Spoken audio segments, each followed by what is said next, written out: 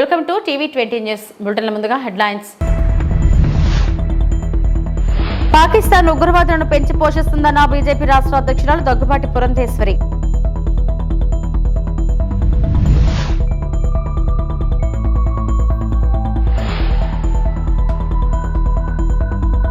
మహానాడు కడపలో అట్టహాసంగా ప్రారంభమైంది.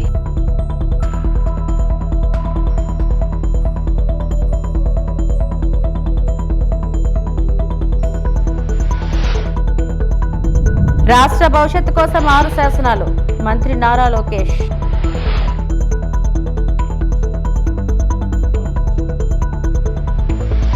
గుజరాత్లో ప్రధాని మోడీ భారత్ మాతా కీ జై నినాదాలతో మరియు భారతదేశం పట్ల ప్రేమను సూచించే త్రివర్ణ పతాకంతో దేశభక్తి ఉప్పొంగింది. ఈ స్ఫూర్తి దేశవ్యాప్తంగా ఉంది. 1947 విభజన మరియు పాకిస్తాన్ పరోక్ష యుద్ధం నుండి ఉద్భవించిన ఉగ్రవాదం మే 6న ఉగ్రవాద స్థావరాలపై దాడి చేస్తున్నట్లుగా భారతదేశం యొక్క దృఢమైన ప్రతిస్పందనతో ఎదుర్కొంది. ఉగ్రవాదులకు పాకిస్తాన్ రాష్ట్ర గౌరవులు వారి ఉద్దేశపూర్వక వ్యూహాన్ని వెల్లడిస్తాయి. వసుదైక కుటుంబంలో పాతుకుపోయిన భారతదేశం శాంతిని కోరుకుంటుంది. కానీ దాని ప్రజల హక్కులను కాపాడుకోవడానికి జమ్మూ మరియు కాశ్మీర్లో నిర్లక్ష్యం చేయబడిన ఆనకట్టల వంటి చారిత్రక అన్యాయాలను పరిష్కరిస్తూ బెదిరింపులను దృఢంగా ఎదుర్కొంటుంది. दोनों को मौत के घाट उतार दिया गया होता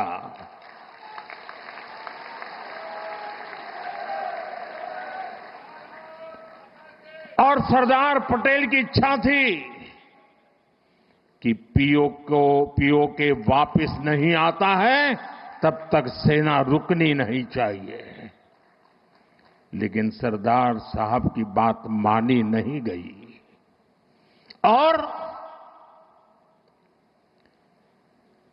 ये मुजाहिदीन जो लहू चख गए थे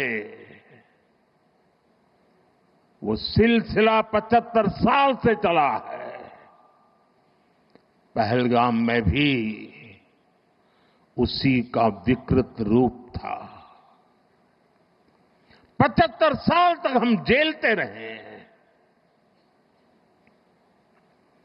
और పాకిస్తాన్ ఉగ్రవాదులను పెంచి పోషిస్తుందని బీజేపీ రాష్ట్ర అధ్యక్షురాలు దగ్గుబాటి పురంధేశ్వరి ధ్వజమెత్తారు. ప్యారిస్లోని భారతీయ డయాస్పోరాను ఆమె సందర్శించారు. అక్కడ ఏర్పాటు చేసిన సమావేశానికి ఆంధ్ర, తమిళనాడు, కర్ణాటక, పంజాబ్ రాష్ట్రాలకు చెందిన ప్రజలు హాజరయ్యారు. ప్రస్తుతం భారత్లోని పరిస్థితిని వారికి పురంధేశ్వరి వివరించారు.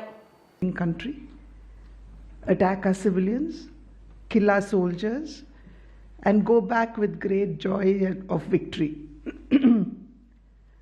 But now India has said enough is enough, and we have a leadership today who is not willing to take things lying down. Eent ka jawab eent se hi denge. Because we've been a responsible country, and never did we, just as it was outlined earlier, never did we wage war on any country by ourselves. And today, I suppose, our patience has gone a long way. And just as you all know, on the 22nd of April, the dastardly act of the neighboring country, we would emphasize on the word neighboring country because we all know that it has been state-sponsored terrorism that has been attacking our country for a long, long time. 26 innocent civilians, one Nepali as well, a newly married couple, the husband, to call out the victims by their religion and then to kill them point blank, shooting them in the head in front of their wives and their children. That was when the last straw of, I think, patience has broken. And the decision was taken that yes, we need to tell not only our countrymen but the world as well that here is a nation that has been suffering for quite some time and we need to reply them back. As I had mentioned earlier, India being a very responsible nation, civilians were not targeted. Neither were civilian communities. It was those hubs where terrorists were actually trained Murudke, Bahawalpur, Muzaffarabad, wherein we had evidence that training was being given in these places, that these camps were actually targeted. But what was the response that we got from the other side? కడపలో జరుగుతున్న ఈ మహానాడు చరిత్ర సృష్టించబోతుందని TDP అధినేత AP ముఖ్యమంత్రి చంద్రబాబు అన్నారు. ఈ మహానాడు దశాదిశ నిర్దేశిస్తుందని తెలిపారు. కడపలో మహానాడు అట్టహాసంగా ప్రారంభమైంది. ఈ సందర్భంగా చంద్రబాబు ప్రసంగించారు. కడప గడ్డపై తొలిసారి మహానాడు ఏర్పాటు చేసుకుంటున్నాం. ఈ మహానాడు చరిత్ర సృష్టిస్తుంది. ఉమ్మడి కడప జిల్లాలో 10కి 7 స్థానాలు గెలిచాం. ఈసారి ఇంకొంచెం కష్టపడి 10కి 10 గెలవాలి. 2024 ఎన్నికల్లో పార్టీ సాధించిన విజయం అసామాన్యం. 93% స్ట్రైక్ రేట్ సాధించి అద్భుత విజయం సాధించాం. పార్టీ ఇంతటి విజయాన్ని సాధించిందంటే పసుపు సైనికులే కారణం. జనసేన బీజేపీతో పొత్తు పెట్టుకున్నాం. ఏమీ ఆశించకుండా పార్టీ జెండా మోస్తున్న కార్యకర్తల వల్లే ఈ విజయం సాధ్యమైందని చంద్రబాబు తెలిపారు. రాయలసీమ ప్రజలు అద్భుత చైతన్యంతో ఈసారి ఇచ్చిన తీర్పును గౌరవిస్తూ వారికి ధన్యవాదాలు తెలపడానికి కడపలో మహానాడు పెట్టాలని నిర్ణయించాం. ఈ మహానాడును మీరు చూస్తే బ్రహ్మాండంగా చేసిన నాయకులకు కార్యకర్తలకు మనస్ఫూర్తిగా అభినందనలు, కృతజ్ఞతలు. 2024 ఎన్నికల్లో పార్టీ సాధించిన విజయం అసామాన్యం. 93% స్ట్రైక్ రేట్, 57% పైన ఓటు షేర్తో కొత్త చరిత్రను సృష్టించాం. ఇది ముమ్మాటికి కారణం పసుపు సైనికులే. ఇక్కడుండే మీ నాయకత్వమే కారణమని మీ అందరికీ విజ్ఞప్తి చేస్తున్నాం. మీరు చేసిన పోరాటాలే నేటి అధికారం, మీ త్యాగాలే నేటి ఈ స్థానం. ఇది కాకుండా సమయానుకూలం మనం ఎప్పటికప్పుడు స్ట్రాటజీ కూడా ఆలోచించినప్పుడు జనసేన బీజేపీ పొత్తు పెట్టుకొని ఎన్డీఏ ఏర్పాటు చేసుకున్నాం. దానివల్ల కూడా ఈరోజు ఈ మహా విజయానికి దోహదం చేశాయని చెప్పి విజ్ఞప్తి చేస్తున్నాం. ఏమీ ఆశించకుండా దశాబ్దాలుగా ప్రతి గ్రామంలో జెండా మోస్తున్న కార్యకర్తల వలనే మనం ఇక్కడున్నాం. నేనే కాదు, ప్రతి ఎమ్మెల్యే, ప్రతి ఎంపీ, ప్రతి మంత్రి గుర్తించుకోవాలి. 43 ఏళ్ల ప్రస్థానంలో దేశంలో ఏ పార్టీ ఎదుర్కొన్నటువంటి సంక్షోభాలు పార్టీ ఎదుర్కొన్నాం. అయితే పార్టీ పని అయిపోయిందని మాట్లాడిన వాళ్ళు వాళ్ళ పని అయిపోయింది తప్ప పార్టీ మాత్రం ఎప్పుడు ఎక్కడ తిరిగి చూడలేదు. తెలుగుదేశం జెండా రెపరెపలాడుతూనే ఉంటుంది. పార్టీ తెలుగుదేశం పార్టీ అని జాతీయ ప్రధాన కార్యదర్శి మంత్రి నారా లోకేష్ అన్నారు. కడపలో నిర్వహించిన మహానాడులో ఆయన మాట్లాడారు. తెలుగు జాతి కోసం పుట్టిన ఏకైక పార్టీ టీడీపీ అని అన్నారు. మనకు ప్రతిపక్షం కొత్త కాదు, అధికారం కొత్త కాదు. భవిష్యత్తు కోసం 6 శాసనాలను ప్రతిపాదిస్తున్నా. అవి తెలుగు జాతి, విశ్వఖ్యాతి, యువగలం, స్త్రీ శక్తి, పేదల సేవల్లో సోషల్ రీఇంజనీరింగ్, అన్నదాతకు అండగా, కార్యకర్తలే అధినేత. అన్ని రంగాల్లో మన తెలుగువారు ప్రపంచంలోనే ముందుండాలి. పనిచేసేవారిని ప్రోత్సహిస్తామని నారా లోకేష్ పేర్కొన్నారు. స్వర్గశ్రీ నందమూరి తారక రామారావు గారు పార్టీ పెట్టిన ముహూర్త బలం చాలా గట్టిది. తెలుగుదేశం పార్టీ అంటేనే తెలుగు జాతి ఆత్మ గౌరవం. తెలుగుదేశం పార్టీ అంటేనే అన్నదాతకు అండ.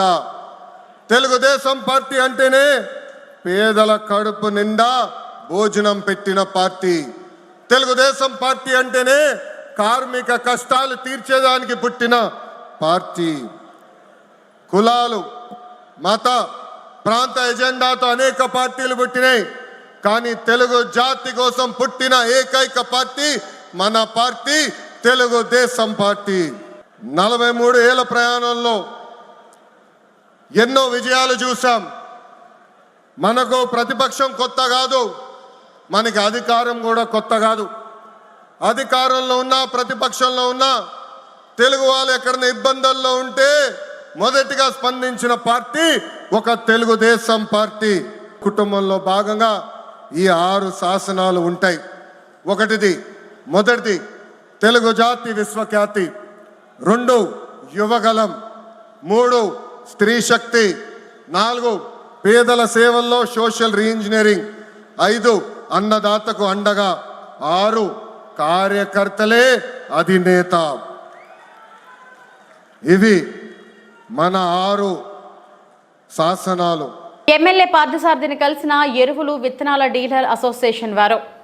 కర్నూలు జిల్లా ఆదోని పట్టణంలో ఇవాళ ఎరువులు విత్తనాల డీలర్ అసోసియేషన్ వారు ఎమ్మెల్యే డాక్టర్ పార్థసారథిని కలవడం జరిగింది. ఆదోనిలో ఉన్నటువంటి ఎరువులు విత్తనాల డీలర్లకు సంబంధించిన వాళ్ళ యూనియన్కి సంబంధించిన పెద్దలందరూ కూడా ఈరోజు నన్ను కలిశారు. పిచ్చాపాటీగా రైతులు వర్షాలు మొదలైనాయి, రైతులకి ఏమైనా ఇబ్బందులు వస్తున్నాయా, విత్తనాలు ఎలా పోతున్నాయి, ఏం ఉండబోతుంది రాబోయే సీజన్లో అని మేము వీళ్ళతో చర్చించాం.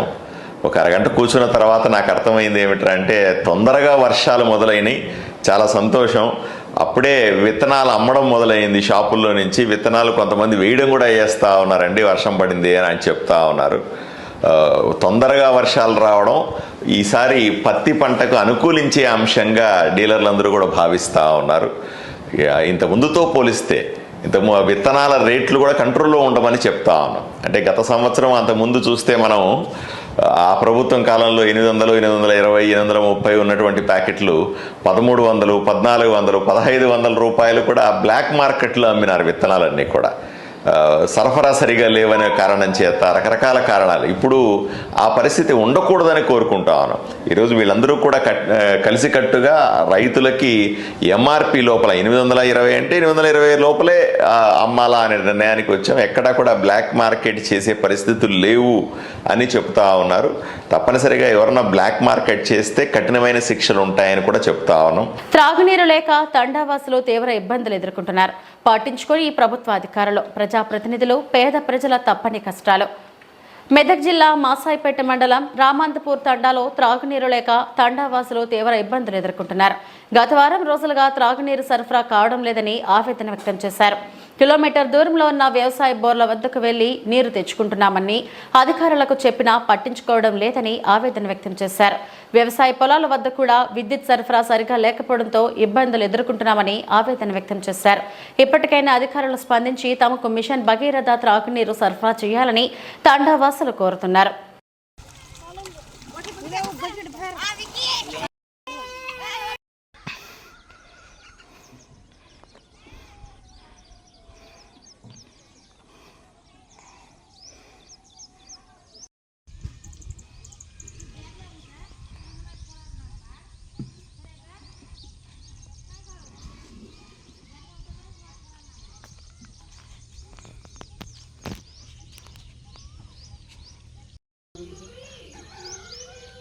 ఏం పేరమ్మా ఇది? ఇది ఏం తాండమ్మా ఇది? ఏం మండలి? మాసాపేట మండలా? వాటర్ వస్తలేవా మీకు? వాటర్ వస్తలేదు మాకు, కరెంటు వస్తలేదు మాకు, ఏం వస్తలేదు సార్. మాకు నీళ్ళు లేదు, మాకు అన్ని ఇబ్బంది పెడుతుంది. మాకు నీళ్ళు తోటి కరెంట్ తోటి బాగా ఇబ్బంది అవుతుంది. బోర్ కాడికి ఆడికి కింద చేసుకుంటాం, పొలాల కాడికి చేసుకుంటాం. బుజ్జి అడిగితే మొర కాలిపోయింది అని అంటుండ్రు. కాలిపోతుందో ఏమైందో మాకు తెలియదు, చెప్పిస్తలేదు. అడిగిరా అధికారులు? అడిగినాం అని బోర్ మంచి లేదని అంటుండ్రు. దూరికెళ్ళి ఆటలు చేనులకెళ్ళి చేస్తున్నాం. నా పేరు ప్రకాష్, రామంతపూర్ తండా, మాసాయిపేట మండలం. గత వారం రోజుల నుంచి వాటర్ రావట్లేదు మాకు. ఇన్ఫర్మేషన్ పంచాయత్ సెక్రటరీ గారికి మరియు తాండా సర్పంచ్ పెద్ద మనుషులకు చెప్పినా కానీ ఎవరు రెస్పాండ్ ఇవ్వట్లేదు. మళ్ళీ కరెంట్కి బోర్ల నుంచి కూడా వాటర్ తీసుకుందామంటే ఆ టైంకి పవర్ కూడా టైంకి రావట్లేదు. ఏ టైంకి రావట్లేదు. మళ్ళీ సింగిల్ ఫేస్ కూడా ఎక్కడ ఉండే అది కూడా తీసేసారు. అది గత 5-6 సంవత్సరాల నుంచి ఆల్రెడీ సర్పంచ్ కూడా చెప్పాము, ఎంపీటీసీకి చెప్పాము, తాండా మన గ్రామ పంచాయతీలో పంచాయత్ సెక్రటరీ కూడా చెప్పాము. అప్పటికైనా ఏం స్పందించట్లేదు. ఆ బోర్ అనేది తీసేసారు, అమ్మేస్తున్నారో మరి ఏమో తెలియదు కానీ మొత్తానికి వాటర్ అనేది సింగిల్ ఫేస్ మోటార్ ఉండే ఇక్కడ. ఇక పబ్లిక్ ప్రభుత్వం ఇక మా రామంతపూర్ తాండా మీద చర్య తీసుకొని వాటర్ సప్లై చేయాలని కోరుకుంటున్నాం. తిరుపతి జిల్లా ఎస్పీ శ్రీ హర్షవర్ధన్ రాజు మరియు అదనపు ఎస్పీ రవి మనోహర్ ఆచారి ఆదేశాల మేరకు అలాగే శ్రీకాళహస్తి డిఎస్సి నరసింహమూర్తి పర్యవేక్షణలో Srikalahasti 2 town police station inspector D నాగార్జునారెడ్డికి వచ్చిన గంజాయి రవాణా సంబంధిత సమాచారం ఆధారంగా ముఠాను అదుపులోకి తీసుకున్నారు. ఒరిస్సా రాష్ట్రం నుండి తమిళనాడు రాష్ట్రం అంబత్తూరు ప్రాంతానికి గంజాయి తరలిస్తున్న ముఠా సభ్యులు శ్రీకాళహస్తి ఎంజీఎం ఆసుపత్రి సర్కిల్ వద్ద చెన్నై వెళ్లే బస్ కోసం ఎదురు చూస్తుండగా వారిని పట్టుకున్నారు. సోలాపురం, అంబత్తూరు, చెన్నై వారి వద్ద నుండి 13 కిలోల గంజాయి స్వాధీనం చేసుకుని సంబంధిత సెక్షన్ల కింద కేసు నమోదు చేయబడింది. విచారణలో అరెస్టు చేసిన ముద్దాయిలపై తమిళనాడులో పలు క్రిమినల్ కేసులు ఉన్నట్లు గుర్తించబడింది. పారిపోయిన మరో 2 నిందితులు పట్టుకునే దిశగా ప్రత్యేక బృందం ఏర్పాటు చేయబడింది. ఈ కేసులో ప్రత్యేక శ్రద్ధ కనపరిచిన శ్రీకాళహస్తి 2 టౌన్ పోలీస్ స్టేషన్ కి చెందిన ఇన్స్పెక్టర్ డి నాగార్జునరెడ్డిని, ఎస్ఐ శ్రీ పార్థసారథిని, అలాగే సిబ్బంది బాలకృష్ణ, శ్రీనివాసులు, సుబ్రహ్మణ్యం, హర్షవర్ధన్ రాజులని అభినందించారు. మొత్తం రాష్ట్ర వ్యాప్తంగా పోలీస్ యంత్రాంగం గంజాయి ఇతరత్ర మత్తు పదార్థాల మీద ప్రత్యేకంగా దృష్టి పెట్టడం జరిగింది. అందులో భాగంగా కాళహస్తి సబ్ డివిజన్లో మేము కూడా గంజాయి మత్తు పదార్థాల మీద సరఫరా చేసేవారి మీద అమ్మే వాళ్ళ మీద ప్రోత్సహించే వారి మీద ప్రత్యేక నిఘా పెట్టడం జరిగింది. అందులో భాగంగా మా 2 టౌన్ ఇన్స్పెక్టర్ నాగార్జునరెడ్డి వారికి క్రెడిబుల్ ఇన్ఫర్మేషన్, అంటే వీళ్ళు పలానా చోట ఉన్నారు అని చెప్పేసి ఇన్ఫర్మేషన్ రావడంతో మా ఇన్స్పెక్టర్ గారు వారి సిబ్బంది ఎంజిఎం హాస్పిటల్ దగ్గర సర్ప్రైజ్ చేయగా అక్కడ గంజాయి ప్యాకెట్లతో సంచరిస్తున్న 3 అదుపులోకి తీసుకోవడం జరిగింది. వారి పేర్లు మురళి, శ్యామరాజ్, సంజయ్ కుమార్ అను వీరు తమిళనాడు రాష్ట్రం చెన్నై సమీపంలో అంబత్తూరుకు చెందిన వాళ్ళు. వీరి వద్ద నుండి దాదాపు 13 కిలోల గంజాయిని స్వాధీనం చేసుకోవడం జరిగింది. వీరిని విచారిస్తే ఇంకా సురేష్ అనే వ్యక్తి పేరు కూడా బయటపడింది. అంబత్తూరు తమిళనాడు చెందిన సురేష్ అనే అతను వీరిని సరఫరా చేయడానికి గాను పెట్టుకొని ఒరిస్సా రాష్ట్రం నుంచి తమిళనాడు రాష్ట్రానికి గంజాయిని తీసుకువెళ్తుండగా మాకు రాబడిన సమాచారం మీద మా ఇన్స్పెక్టర్ గారు వారి సిబ్బంది వారిని అదుపులోకి తీసుకొని వారి వద్ద నుంచి 13 కేజీల గంజాయిని స్వాధీనం చేసుకొని కేసు నమోదు చేయడం, ఇంట్రాగేట్ చేయడం జరిగింది. వారు ఎన్డీపీఎస్ యాక్ట్ కింద నేరం చేశారు కాబట్టి వారిని అరెస్టు చేయడం, వారిని ఈరోజు రిమాండ్కు పంపడం జరుగుతున్నది. ఈ రోజుతోనే కాకుండా రాబోయే రోజుల్లో కూడా ఈ గంజాయి పైన, మత్తు పదార్థాల పైన ప్రత్యేక నిఘా పెట్టడం జరుగుతుంది. ఎక్కడ కూడా దీని ఆనవాళ్ళు లేకుండా చేయడానికి మా వంతుగా మేము ప్రయత్నం చేస్తున్నాము. విలువనా అంటే విలువ చూపిస్తే కన్నా చాలా మంది ఆకర్షణ అవుతారు. గంజాయి తెలుసు, గతంలో మేము 25 మంది మీద కేసు పెట్టి దాదాపు 3 నెలల పాటు వారిని రిమాండ్కి పంపడం జరిగింది.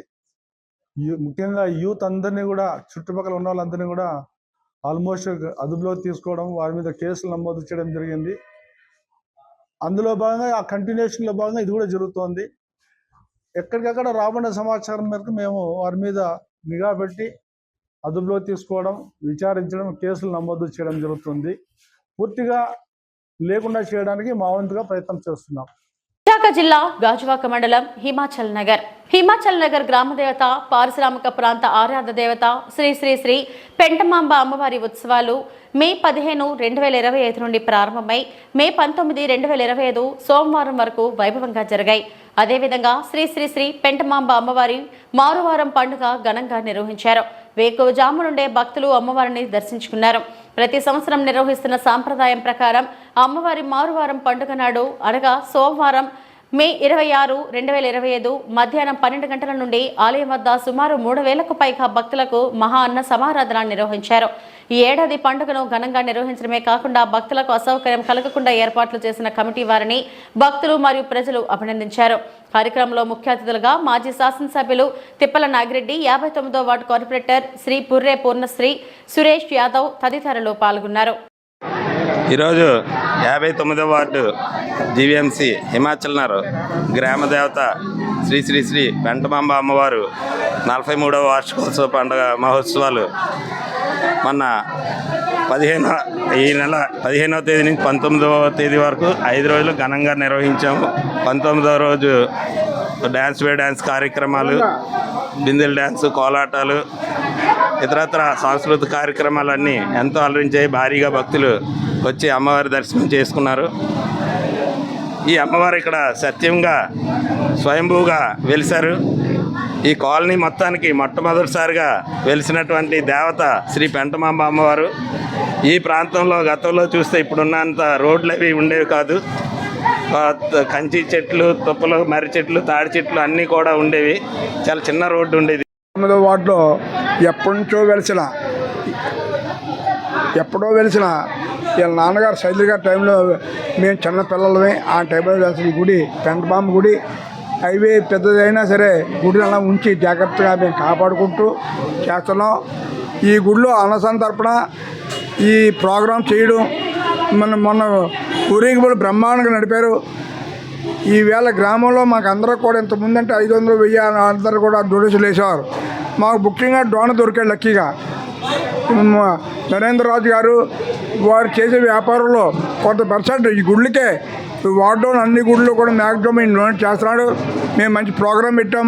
మొన్న పండుగ కూడా ప్రోగ్రాం పెట్టాం. ఇవి ఇప్పటివరకు నా బులెటిన్ అప్డేట్స్. నమస్తే.